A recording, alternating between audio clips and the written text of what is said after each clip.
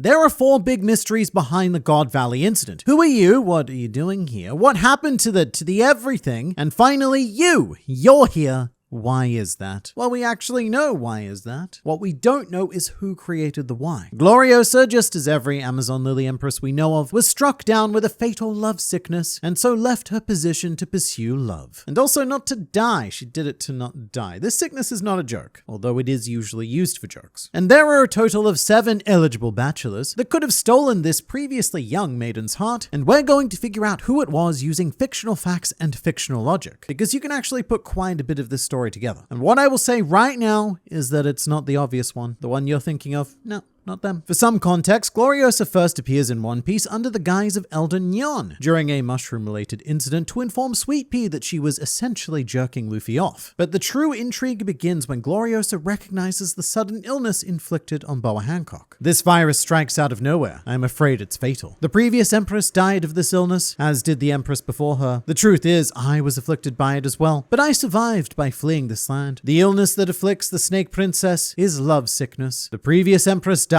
yearning for love. This love sickness, by the way, is probably the historical reasoning behind not allowing men on Amazon Lily. It's more of a necessity rather than a prejudice. It's because at any given time, a Kuja tribe member could become fatally love-struck. And over the 5 generations of Kuja empresses we know of, Gloriosa states that 2 of them did quite literally die of this illness. Gloriosa herself survived by leaving. After her came Shaki, who is the only empress who hasn't outright been stated to be afflicted. However, if she was, and it would make a lot of sense that she fell for Rayleigh, and the 2 of them did have somewhat of a happy ending. And finally, we have Boa Hancock, who was struck and survived by leaving with Luffy. There's a clear pattern here. Oh, and just as one more tiny, incredibly important massive detail, Gloriosa leaving Amazon Lily was a pretty big deal. Boa Hancock has on multiple occasions called her a traitor. So Gloriosa didn't just go out to pursue any old lover. Her actions betrayed Amazon Lily. Shaki isn't called a traitor, neither is Hancock, and they both did the same thing. So Gloriosa's love must have been particularly taboo. And it's implied that she was in a form of exile from the nation until she brought the Boa sisters back home. And it was the now deceased Empress prior to Boa Hancock who granted Gloriosa a pardon. Whoever she fell in love with, it was a problem far beyond the fact that it was a man. And also beyond the fact that Gloriosa left her post. Keep that in mind as we now join our 7 allegedly handsome bachelors on stage, beginning with contestant number 1, Whitebeard. This is the obvious first place to look. Because in chapter 1096, Gloriosa and Stussy had a bit of banter happening, with Stussy expressing keen interest in Whitebeard as she always has, and perhaps indicating a love triangle dynamic. Gloriosa says, "Don't be so pathetic, Stussy," and Stussy snaps back with, "Same to you, Gloriosa." So they've definitely got quite the contentious relationship happening. For whatever reason, they don't like each other, although it would be a very unbalanced love triangle, because Whitebeard doesn't really seem to show any feeling towards either of them. He very much seems to tolerate Stussy on his back, so it's an isosceles love triangle, with 2 sides of it being far greater than the third. But Whitebeard and Gloriosa,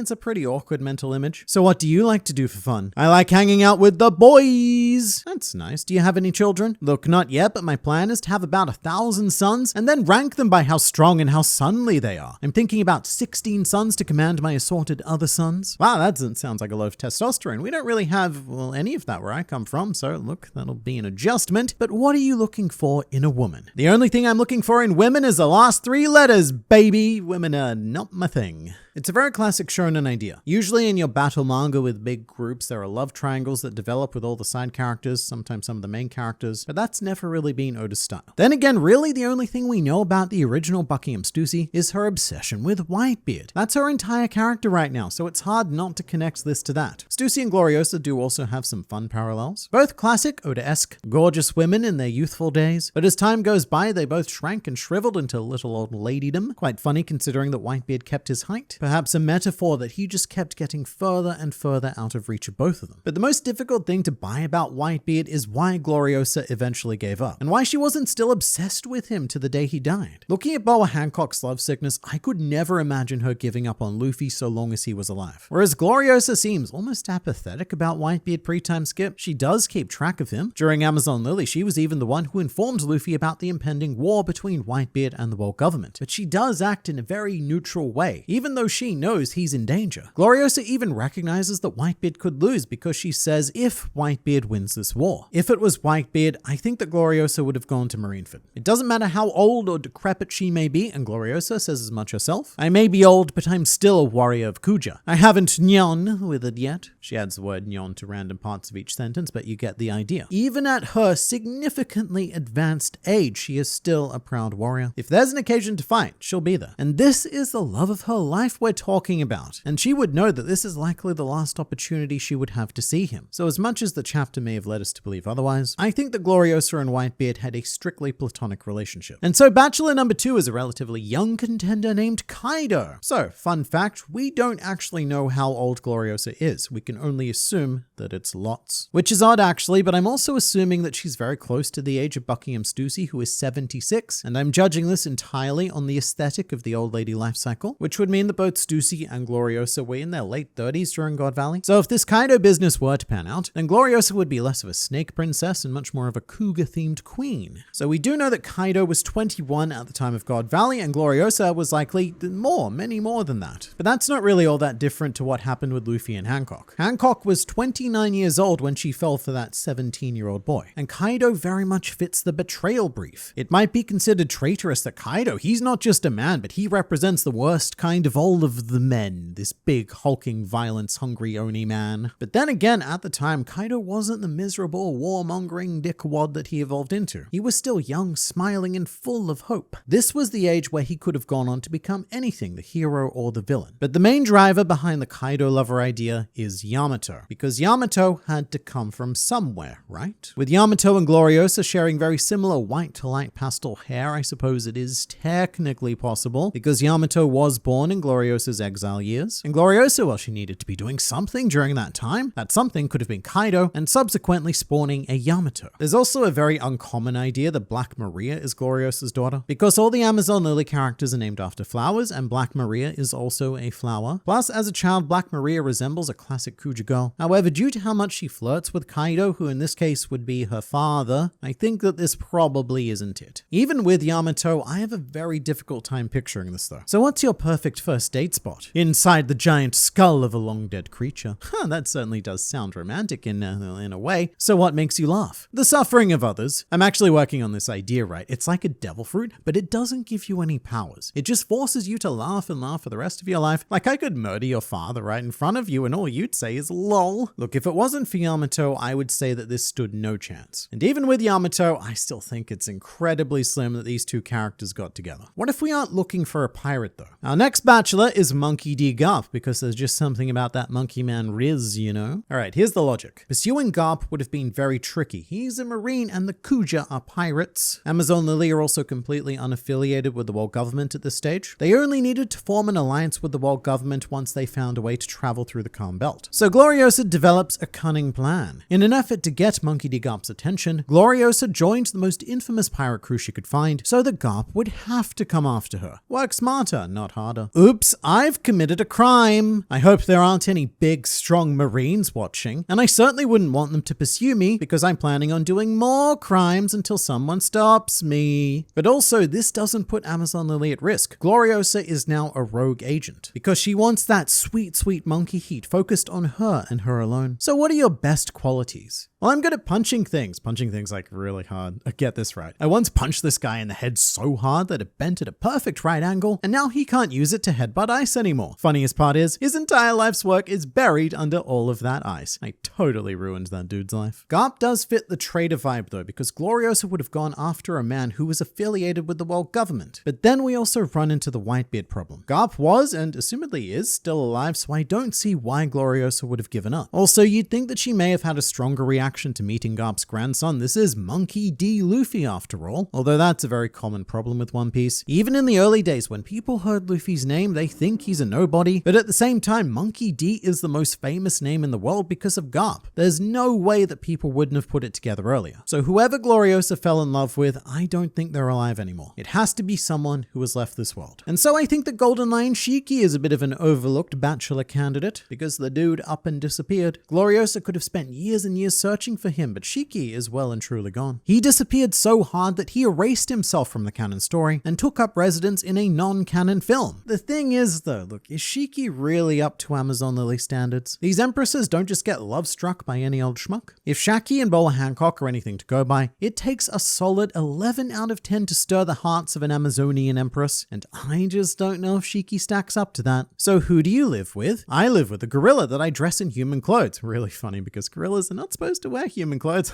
Classic me. I also live with a clown doctor, or a Dr. Clown, not really sure, but he farts a lot. Wow, yeah, that's excellent. So if you could change one mistake from your past, what would it be? I probably wouldn't have cut off both of my legs and replaced them with swords. There was probably a better solution. I just couldn't think of it at the time. It's not cheeky. But could it be bachelor number the next one? Zeph. So I know what you're thinking, right? Zeph, he's not dead. Fair, but Gloriosa doesn't know that. As far as the world is concerned, Redleg Zeph died in a shipwreck. But there's a saying from the East, love is always a hurricane. A saying that only 4 people have ever been heard saying in the series. Boa Hancock, Gloriosa, and 2 Sanjis. One of said Sanjis was a dog penguin. So this quote is most strongly associated with Sanji. It was first used in chapter 76, and on Thriller Bark, Sanji Zombie Inupe says it in different words. The name of that tempest is love. So despite it being a saying from the East, Sanji is really the only one from the East who says the saying. In fact, everyone else from East Blue recognizes these words as distinctly Sanji. When Inupe says it to them, they're all like, oh great, now the dog penguin is saying stupid Sanji stuff, which is a bit odd if it was a very common saying. The idea is that Sanji learned it from Zeph, and Gloriosa also learned it from Zeph because she loved him. Zeph is 67, so he's a bit more age appropriate for Gloriosa, and Zeph spent his entire pirating career searching for the All Blue. So he's looking everywhere, and everywhere includes the Calm Belt. So Zeph finds himself on Amazon Lily. Gloriosa finds herself just a little bit lovesick after Zeph leaves, so she hitches a ride and ends up sailing with Rox to pursue her dream of one day finding Zeph again. Until, oh no, tragedy. Eventually, Gloriosa receives news that the ship of Redleg Zeph has been sunk, and her love sickness gradually subsides. And to this very day, she may believe her lover to be dead. There's also an idea that Zeph himself may have been a Rox Pirates member, which mostly stems from one panel in Chapter 0, where Zeph is reacting to Shiki's escape from Impel Down. Although to me, it implies that they didn't have a personal relationship because Zeph calls Shiki by his epithet. But then again, so does Whitebeard when he actually meets Shiki at the end of the chapter. I guess that's what enemies do in the Rox Pirates, and they weren't exactly friends, so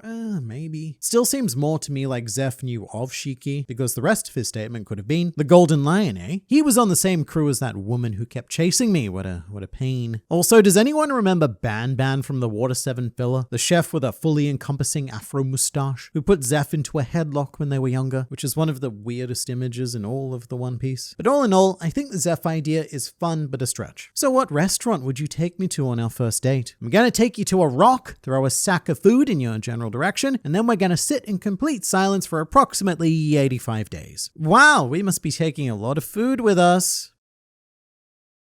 We're gonna be taking a lot of food, yeah. Now to the most eligible bachelor to have ever sailed the assorted seas, it's Goldie Roger. And this is a similar story to Garp. Roger refuses Gloriosa's advances, and so Gloriosa joins his greatest rival to pursue him. And during whatever initial meeting they may have had, Shaki could have also been present, and that's how she got acquainted with Rayleigh. There's something there though, something about the chase, a sort of, I'll prove to Roger that I'm the best possible choice by acquiring his dream before he does. Then he'll have to fall in love with me. And then it's a rather unfortunate situation when Roger does decide to do his equivalent of settling down, and it's with Rouge rather than Gloriosa. So what are you looking for most in a partner? A womb?